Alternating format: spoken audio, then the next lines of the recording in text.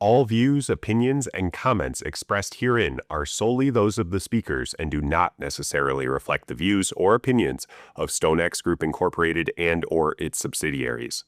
This content does not constitute an offer or solicitation to open a trading account, to trade in any specific product, or to engage with any services provided by StoneX Group Incorporated or its subsidiaries.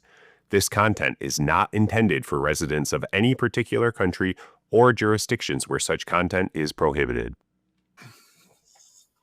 Welcome to the Trading Global Macro podcast from StoneX, where we unpack the complex forces driving global financial markets. I'm John Kicklighter, Global Head of Content at StoneX.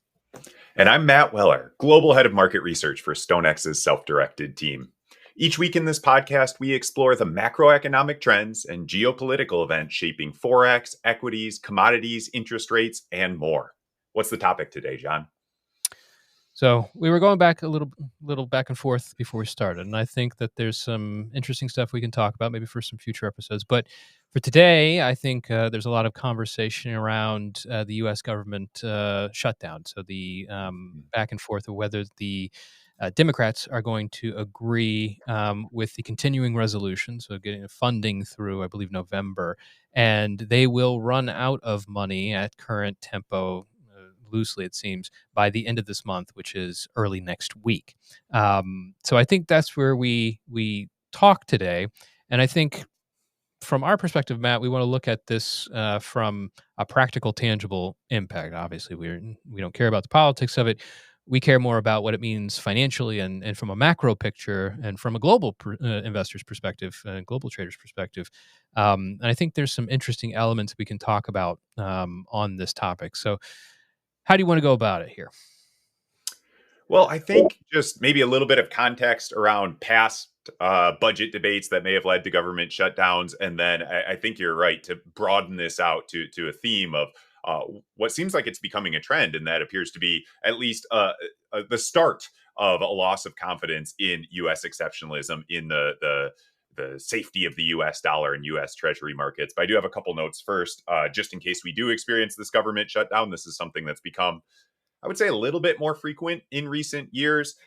We had one at the start of 2018. It lasted only 3 days. I think if we get something similar this time, any sort of market or economic disruption could be minimal. But then at the end of 2018 and stretching into 2019, you might recall there was a debate over who was going to fund the wall at the Mexican border that led to a protracted government shutdown here of about 35 days. And I think once we start to extend that past a couple of weeks, that's where the economic disruption could get more substantial. So we may be putting the cart ahead of the horse here, but it does seem like there's some tension within Washington that could lead to a protracted shutdown. Of course, in that scenario, there's implications for Social Security. Many government employees will be furloughed. The U.S. government, correct me if I'm wrong here, but I think it's the largest employer in the United States. So certainly we could start to see some near-term impacts on the economy there.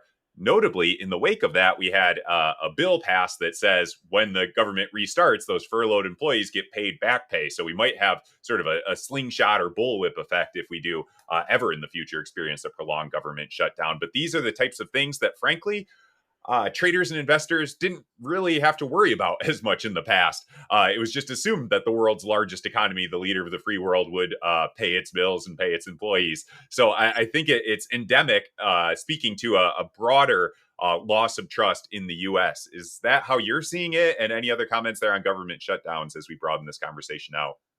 Yeah, there's a lot of short-term considerations, and obviously, I think with the examples that you gave, the recent historical examples of the shutdowns, we had some confusion, and in that confusion, you get a little bit of volatility in particular markets, but you never really had anything that changed systemically, which is quite interesting because I think the bigger picture I'm interested in is what this shouldn't be happening. One, the scale of the deficit obviously is a hot topic and constantly is, and it's ballooning further.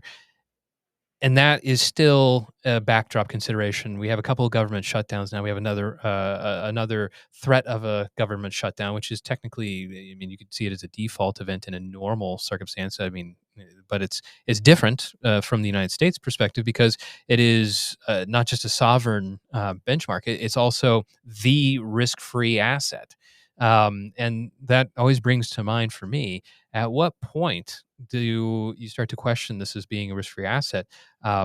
This is constant conversation for skeptics and those that have no faith in the U.S. dollar, the U.S. Treasuries, saying that they should diversify. Obviously, a lot of I think global peers would love to see the world diversify away from the U.S., but does it happen practically? I don't think it does. So I think that that's kind of the perspective I want to dig into here too, because how does it impact the U.S. Treasury, the U.S. dollar, U.S. Capital assets, and the appetite that we have there? It seems incredibly resilient to those concerns. And I think sometimes we take that for granted. Certainly politicians do. But I think we should steer into those territories. So let's take the easier, I mean, quote unquote, easier of the two scenarios.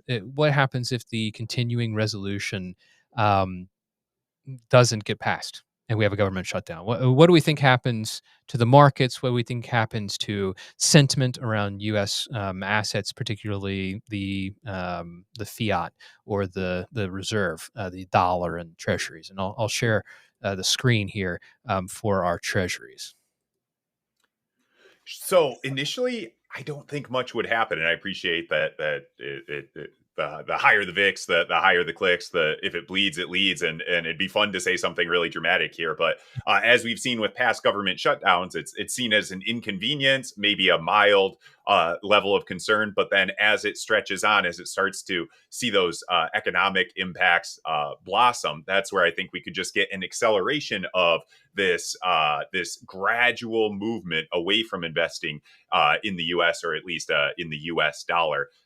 One interesting topic that comes to light here, and I know you're well aware that the U.S. sovereign debt has been downgraded numerous times by rating agencies and is now below the top tier, is that everyone always throws out, well, if the U.S. isn't risk free, then what's the alternative? What's the other world reserve currency? And stating the obvious, I don't think there is one, but we are starting to see perhaps a shift away from the US dollar. And that doesn't mean that China's currency is suddenly going to become the world's reserve currency or Bitcoin or gold or something. But at the margin, we are seeing assets flow to some of those alternatives. Just this morning, we're speaking here on the 22nd of September 2025. We see the renminbi at its highest level relative to the US dollar of the year. We have gold at a record high. Bitcoin's actually pulling back, so perhaps that's not in the conversation.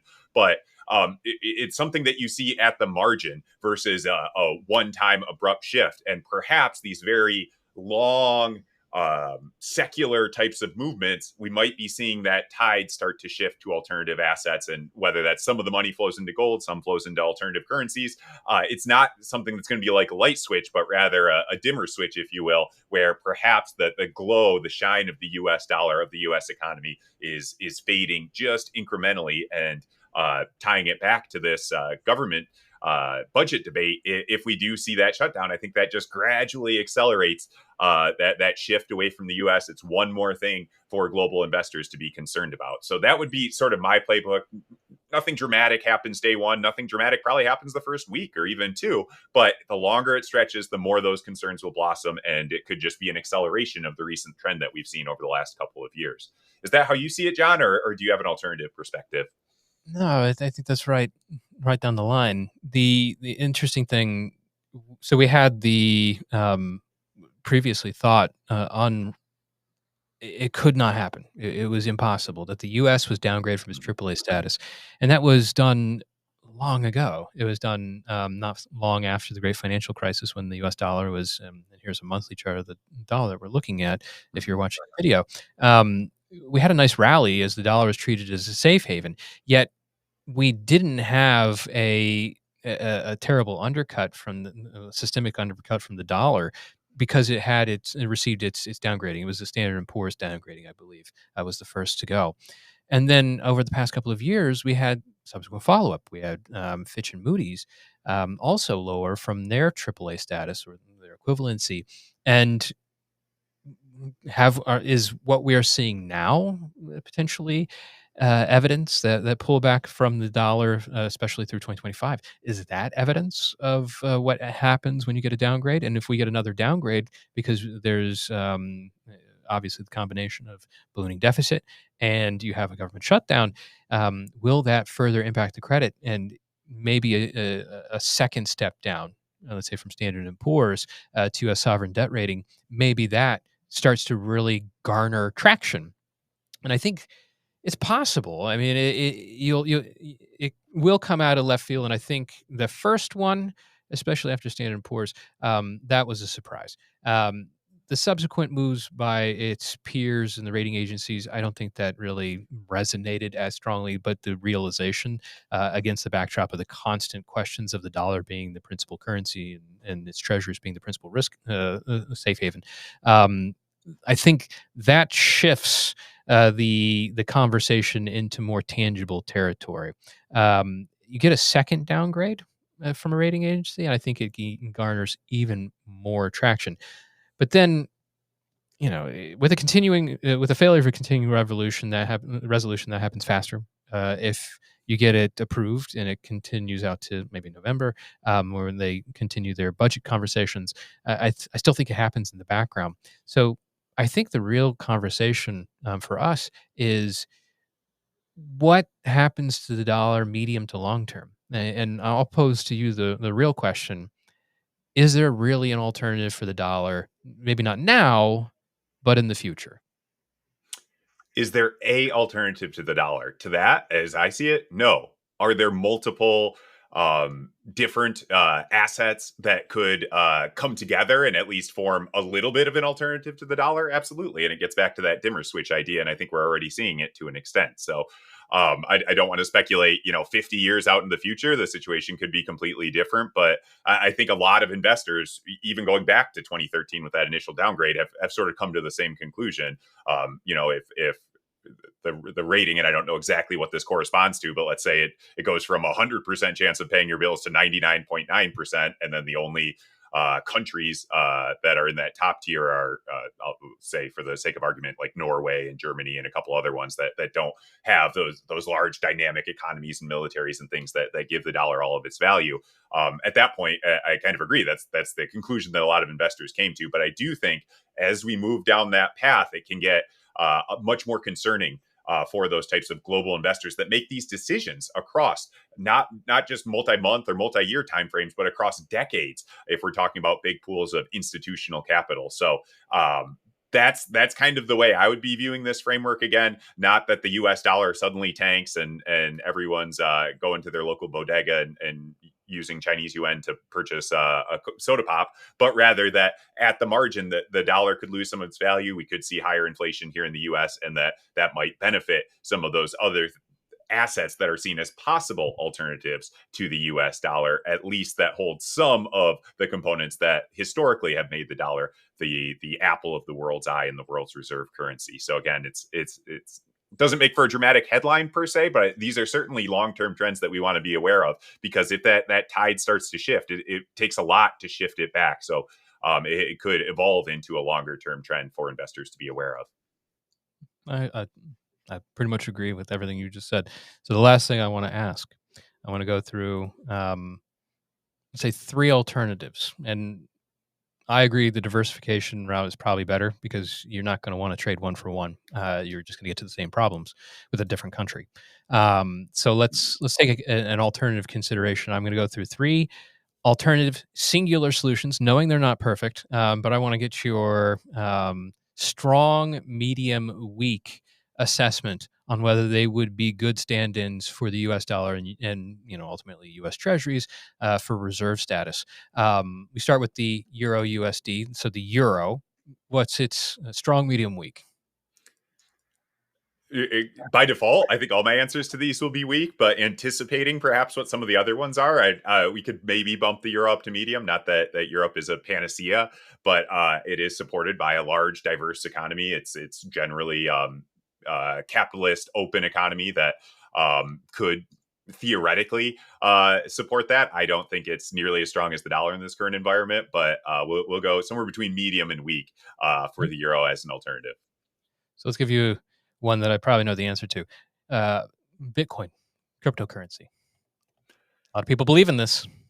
Current backdrop got to be medium. I just, and this is some of my opinion coming out, but I think it's a relatively weak possibility here, and that's just because, as we've learned through centuries of capitalism, the ability for a monetary supply to increase in response to economic growth, I think is something that's very valuable and contributes to continued growth. Of course, Bitcoin on a ever declining new issuance schedule. So. Against this environment, some people might see it as, I've heard the terminology, an aspiring safe haven, but in terms of an alternative to the US dollar, I think it would have a long ways to go. And don't forget, governments like to collect taxes. And one of the foundations of cryptocurrency is that you can't track that kind of stuff, or they're trying to avoid it, which would really undermine the whole system. And I don't think a lot of governments are going to be really into that. And the last one, and I think this is where a lot of people historically have considered it an alternative to the dollar, and it seems to be really living up that role right now. Gold, which is pushing a new record high. I think gold would be just off the cuff here, higher than Bitcoin, maybe lower than the euro, and that again, it has some of those same limitations that Bitcoin does. It's a yellow rock that we dig out of the ground that doesn't really correspond to economic growth more generally. But as you can see, based on the price action, there's certainly a lot of support for gold in this current environment, and I do personally believe that a lot of that is driven by diversifying away from the U.S. dollar and the U.S. financial system. So it's nothing that I would even throw in the medium category, but certainly gold perhaps higher than some assets. And I think that is a factor that's driving the record highs that we're seeing in gold as I speak right now. Sounds good. All right. Well, thanks for tuning in to the Trading Global Macro podcast from StoneX. If you enjoyed today's discussion, make sure to subscribe wherever you get your podcast. I'm John Kicklighter.